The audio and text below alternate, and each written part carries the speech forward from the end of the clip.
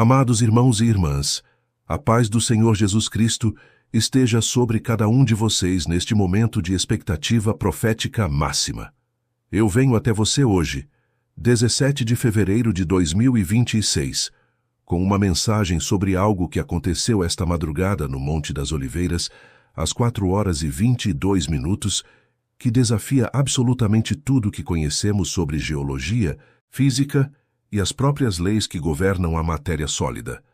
Algo que não deveria ser possível acontecer, segundo todo o conhecimento científico acumulado através de séculos de observação meticulosa e experimentação rigorosa. Algo tão profundamente conectado com profecias específicas e detalhadas sobre o retorno literal e físico de Jesus Cristo à Terra, que até os mais céticos materialistas endurecidos foram forçados a admitir publicamente que estamos testemunhando eventos que transcendem completamente explicação natural e que apontam inequivocamente para a intervenção divina direta e intencional na história humana. O que aconteceu no Monte das Oliveiras esta madrugada não foi simplesmente mais uma manifestação sobrenatural adicionada à sequência já extraordinária que temos documentado meticulosamente nestas últimas semanas, que tem abalado os fundamentos da realidade como a conhecemos. Mas foi algo tão específico, tão precisamente alinhado com profecias bíblicas particulares sobre o dia do retorno de Cristo, que a única conclusão racional possível é que estamos literalmente vivendo nos últimos momentos, antes que o Rei dos Reis coloque seus pés novamente sobre aquele monte exato de onde partiu há 2000 anos e transforme absolutamente tudo para sempre de maneira irreversível. Se esta palavra está impactando você agora, deixe seu comentário dizendo: "O Monte das Oliveiras testemunha o retorno", e se inscreva neste canal e deixe seu like para que esta mensagem alcance cada alma que precisa estar preparada para o encontro iminente com Jesus. A madrugada começou em Jerusalém com aquela quietude tensa e carregada que tem se tornado característica destes dias finais. Uma atmosfera eletricamente carregada de expectativa espiritual, tão densa e palpável, que parece ter peso físico mensurável, pressionando sobre a cidade inteira. Desde os eventos extraordinários de ontem, quando o Muro das Lamentações começou a chorar, lágrimas literais de água pura, que curaram doentes de condições crônicas e transformaram pecadores endurecidos através de convicção esmagadora. A cidade inteira tem estado em um estado de vigilância elevada e tensão espiritual, com crentes marcados sabendo profundamente em seus espíritos que cada evento extraordinário nos aproxima exponencialmente mais do clímax final, quando a trombeta soará e seremos instantaneamente arrebatados para encontrar o Senhor nos ares, conforme 1 Tessalonicenses, capítulo 4 descreve. Muitos crentes não conseguiam dormir não por ansiedade nervosa ou medo paralisante, mas por antecipação santa e expectativa fervorosa, permanecendo em oração intensa e intercessão persistente através das horas escuras da madrugada, clamando pela cidade e pelas almas ainda não salvas que continuam resistindo teimosamente contra aceitar Cristo mesmo após semanas consecutivas de sinais absolutamente inegáveis. Por volta das 3h30 da manhã, crentes marcados com o selo de Deus, que vivem em áreas de Jerusalém, com vista direta para o Monte das Oliveiras, começaram a notar algo profundamente estranho e inquietante acontecendo com aquele monte historicamente significativo e profeticamente carregado, que fica a leste de Jerusalém, separado da Cidade Velha pelo vale profundo do Cedron. O Monte das Oliveiras, que tem aproximadamente 828 metros de altitude no seu ponto mais alto, e que tem sido local de eventos bíblicos absolutamente cruciais, através de toda a história da redenção, incluindo ser o lugar preciso de onde Jesus ascendeu fisicamente aos céus diante dos olhos atônitos de seus discípulos. Após sua ressurreição gloriosa, começou a emitir uma luminosidade suave, mas distintiva, que não era reflexão de luz urbana artificial ou qualquer fonte de iluminação externa identificável, mas parecia vir misteriosamente de dentro da própria terra, como se a rocha sólida e o solo estivessem brilhando com fosforescência sobrenatural impossível. Esta luminosidade extraordinária aumentou gradualmente, mas consistentemente em intensidade ao longo dos próximos 30 minutos, crescendo progressivamente de um brilho fraco e quase imperceptível para uma luz clara e distintamente definida que iluminava dramaticamente todo o monte, transformando-o em um farol luminoso visível de qualquer ponto alto em Jerusalém e áreas circundantes. E à medida que a luz crescia em brilho e intensidade, aqueles que estavam observando atentos começaram a sentir vibrações físicas mensuráveis, não tremores violentos e destrutivos de terremoto catastrófico, mas pulsos rítmicos regulares, como batimento cardíaco constante vindo do próprio monte, como se a terra estivesse literalmente viva e respirando em antecipação profunda de algo iminente e significativo prestes a acontecer. E então, exatamente às 4h22 da madrugada, segundo relógios atômicos, sincronizados com precisão científica e múltiplos dispositivos eletrônicos que foram meticulosamente verificados posteriormente por autoridades governamentais e instituições científicas, aconteceu algo que fez cada sismógrafo sensível em Israel e países vizinhos, incluindo Jordânia, Síria, Líbano e Egito, registrar simultaneamente uma assinatura geológica única, que não correspondia a qualquer fenômeno natural catalogado em toda a história da sismologia moderna. O Monte das Oliveiras começou a se dividir ao meio, não de maneira violenta ou catastroficamente destrutiva, como em terremoto massivo, que destrói edifícios e mata pessoas, mas lenta e deliberadamente, e de maneira visivelmente controlada, uma fissura aparecendo no topo do monte, correndo perfeitamente de leste para oeste, em linha geometricamente reta, e esta fissura começou a se alargar progressivamente e sistematicamente, à medida que as duas metades do monte começaram a se afastar uma da outra, como se uma força invisível, mas absolutamente irresistível, estivesse empurrando-as em direções opostas, com poder imenso, mas aplicado gentilmente. Testemunhas que estavam próximas o suficiente para observar detalhadamente o processo descrevem de maneira notavelmente consistente que não houve colapso caótico ou desmoronamento desordenado de solo, como seria absolutamente esperado quando terra e rocha se movem em escala massiva, mas a divisão aconteceu de maneira limpa e cirurgicamente precisa, como se um bisturi divino invisível estivesse cortando deliberadamente através da rocha sólida com precisão micrométrica. E à medida que as duas metades se separavam gradualmente, revelavam uma superfície interna que brilhava intensamente, com aquela mesma luminosidade sobrenatural impossível que havia estado emanando do monte, como se o interior da terra estivesse impregnado completamente com glória divina Shekinah, que finalmente estava sendo exposta à vista humana após estar escondida e selada desde a fundação do mundo. Ao longo de aproximadamente 15 minutos, cronometrados com precisão, o monte continuou se dividindo progressivamente e inexoravelmente,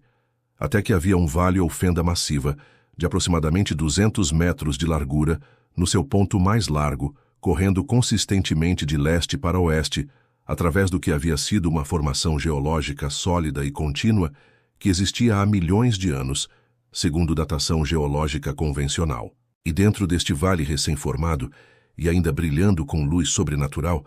algo ainda mais extraordinário e completamente impossível começou a se manifestar, que confirmou definitivamente para todos os observadores com conhecimento bíblico adequado que estavam testemunhando o cumprimento literal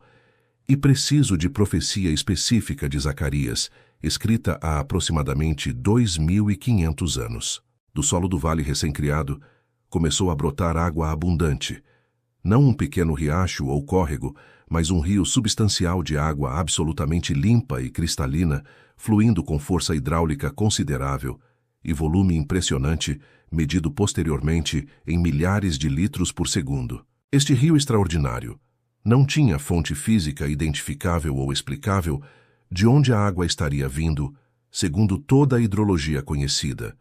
Não havia nascente visível ou aquífero subterrâneo detectável que geólogos e hidrologistas consultados pudessem identificar através de instrumentação sofisticada, mas a água simplesmente começou a existir e fluir copiosamente do solo, como se estivesse sendo criada continuamente do nada, em violação direta e flagrante das leis fundamentais de conservação de massa e energia que governam todo o universo físico. E o rio não fluía em uma direção única, como seria natural seguindo gravidade e topografia, mas dividiu-se dramaticamente em dois braços distintos e igualmente volumosos, um fluindo para o leste, em direção ao deserto árido da Judéia e eventualmente ao Mar Morto que fica no ponto mais baixo da superfície terrestre, e outro fluindo para o oeste em direção a Jerusalém e eventualmente descendo em direção à planície costeira e ao mar Mediterrâneo. Exatamente e precisamente como Zacarias, capítulo 14, versículo 8, profetiza com especificidade notável. Naquele dia sairão de Jerusalém águas vivas, metade delas para o mar oriental e a outra metade para o mar ocidental. No verão e no inverno sucederá isto. O horário específico 4:22, quando o monte começou sua divisão sobrenatural, carrega significado profético múltiplo e profundo, que não pode ser ignorado ou descartado como coincidência aleatória. O número 4, como já estabelecemos extensivamente em mensagens anteriores, representa consistentemente, através de todas as Escrituras, a terra e criação física material, evidenciado nos 4 cantos da terra mencionados repetidamente em contextos proféticos, nos 4 ventos que sopram de todas as direções cardeais, nos 4 pontos cardeais norte, sul, leste e oeste que orientam navegação humana, na criação material em seu aspecto terreno e temporal, em contraste com realidades celestiais e eternas. 22 é profundamente significativo, porque há precisamente 22 letras no alfabeto hebraico, através das quais toda a Torá e escrituras hebraicas foram escritas, e 22 é considerado número de completude e revelação plena nas tradições judaicas místicas e cabalísticas. Também há exatamente 22 capítulos no livro de Apocalipse, completando e selando a revelação progressiva de Deus à humanidade que começou em Gênesis. 4:22 como horário pode significar profeticamente que a revelação completa e final de Deus está sendo manifestada dramaticamente na terra física, que estamos precisamente no momento histórico de revelação final e derradeira, antes do retorno físico e visível de Cristo, que encerrará esta era presente. A divisão do Monte das Oliveiras é cumprimento absolutamente inegável e literal de Zacarias, capítulo 14, versículo 4, que declara profeticamente com precisão geográfica específica. E naquele dia estarão os seus pés sobre o Monte das Oliveiras que está defronte de Jerusalém para o oriente, e o Monte das Oliveiras será fendido pelo meio para o oriente e para o ocidente, e haverá um vale muito grande, e metade do monte se apartará para o norte, e a outra metade dele para o sul. Esta profecia particular tem sido estudada meticulosamente e debatida intensamente por estudiosos bíblicos conservadores e liberais por séculos, alguns argumentando que deveria ser entendida espiritualmente ou simbolicamente como alegoria de realidades espirituais, outros mantendo firmemente que se cumprirá literal e fisicamente quando Jesus Cristo retornar corporalmente no final do período de 7 anos de tribulação, conforme cronologia dispensacionalista tradicional. E o que torna o evento extraordinário de hoje tão profundamente perturbador teologicamente e tão desafiador para cronologias escatológicas estabelecidas é que esta profecia específica de Zacarias 14:4 está acontecendo literalmente agora diante de testemunhas, mas segundo a maioria das cronologias escatológicas pré-tribulacionistas tradicionais, esta profecia não deveria acontecer até o retorno visível e glorioso de Cristo no final da tribulação, quando ele vem com todos os santos para estabelecer seu reino milenar terreno. Então o fato perturbador de estar acontecendo prematuramente agora, antes do arrebatamento da Igreja, força reconsideração séria de cronologias estabelecidas ou sugere poderosamente que estamos ainda mais próximos temporalmente do retorno de Cristo do que até os mais fervorosos e expectantes pré-tribulacionistas jamais imaginavam ou ousavam esperar. Alguns estudiosos proféticos respeitados estão propondo teorias de que o que testemunhamos hoje é uma prévia profética sobrenatural, uma manifestação antecipada e preliminar do que acontecerá em escala ainda maior e mais dramática quando Jesus Cristo realmente colocar seus pés fisicamente no monte, no futuro próximo em seu retorno glorioso, com poder e grande glória. Outros estudiosos argumentam persuasivamente que pode ser exemplo de cumprimento duplo ou até múltiplo de profecia, onde a mesma predição profética tem várias manifestações parciais ou completas em diferentes momentos históricos antes de seu cumprimento final e definitivo. Ainda outros sugerem provocativamente que talvez o arrebatamento da Igreja e o retorno glorioso de Cristo para estabelecer seu reino estejam temporalmente muito mais próximos um do outro do que teologias dispensacionalistas tradicionais comumente assumem, possivelmente até acontecendo em sequência rápida com apenas dias ou semanas entre eles, em vez de 7 anos completos de tribulação. Mas, independentemente de interpretações teológicas específicas ou refinamentos necessários de cronologia escatológica,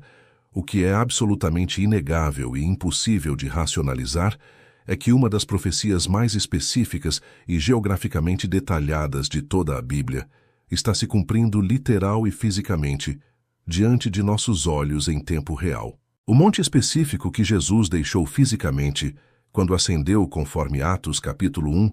registra meticulosamente o mesmo monte exato para onde os anjos vestidos de branco disseram explicitamente aos discípulos atônitos que ele retornaria da mesma maneira que o viram ir.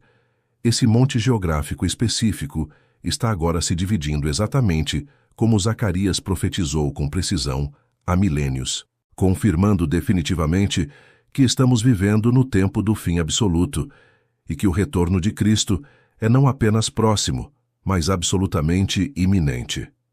A água fluindo copiosamente do vale recém-formado também tem significado profético profundo que conecta múltiplas passagens proféticas. Ezequiel capítulo 47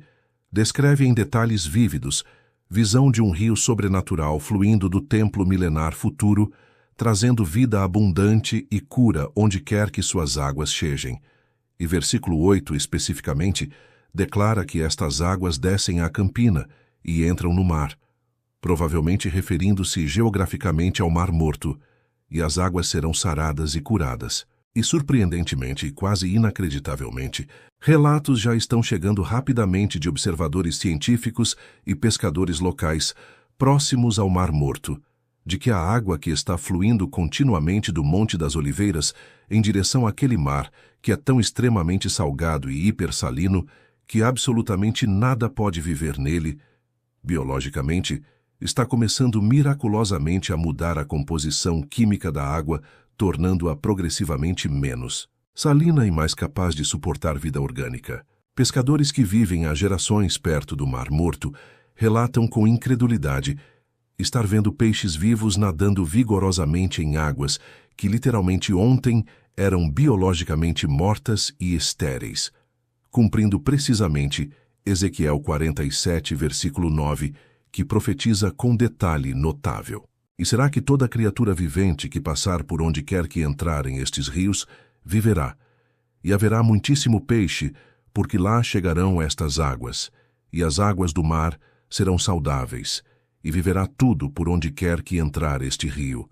Isto é literalmente e cientificamente impossível, segundo toda a biologia marinha e química aquática conhecida, não há absolutamente nenhum processo natural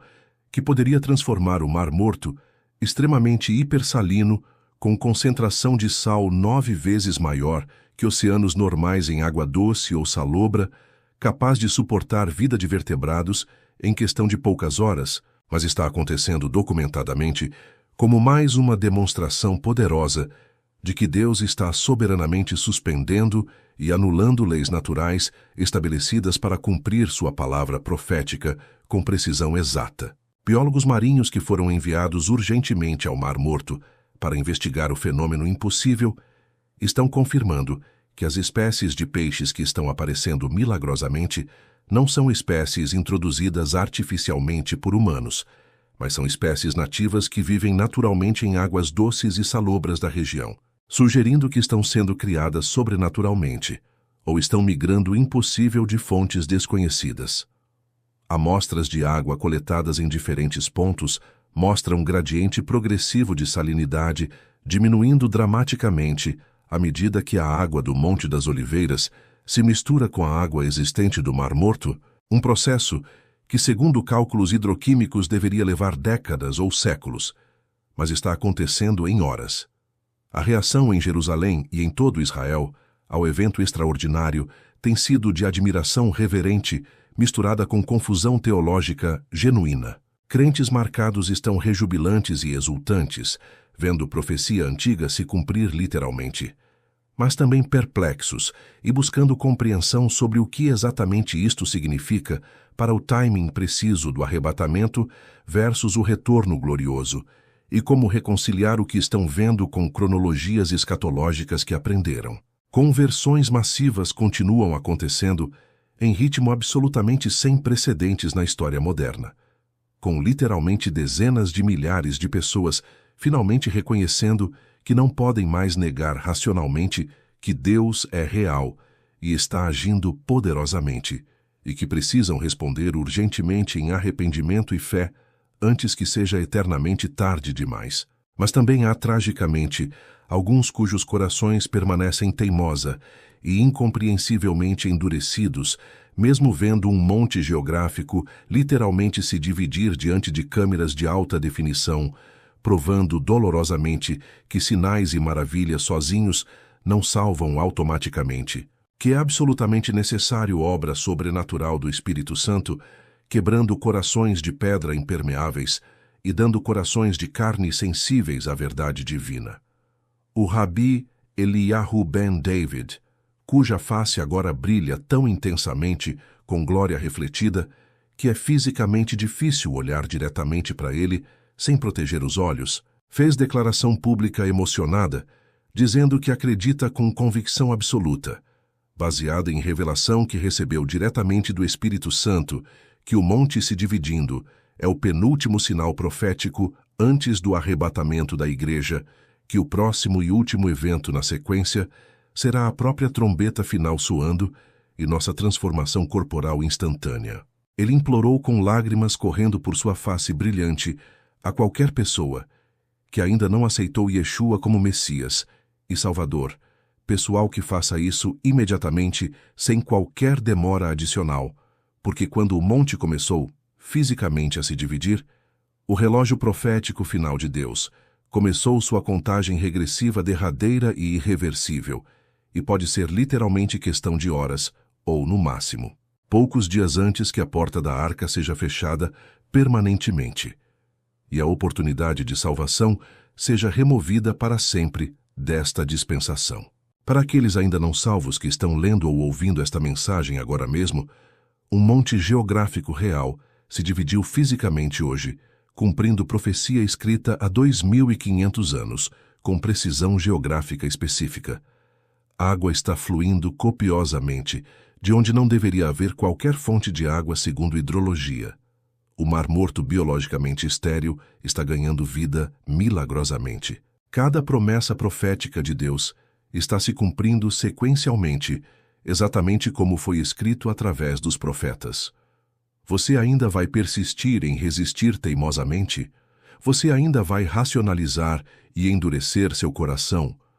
Romanos capítulo 10, versículo 9, declara com clareza cristalina: se confessares com tua boca o Senhor Jesus e creres em teu coração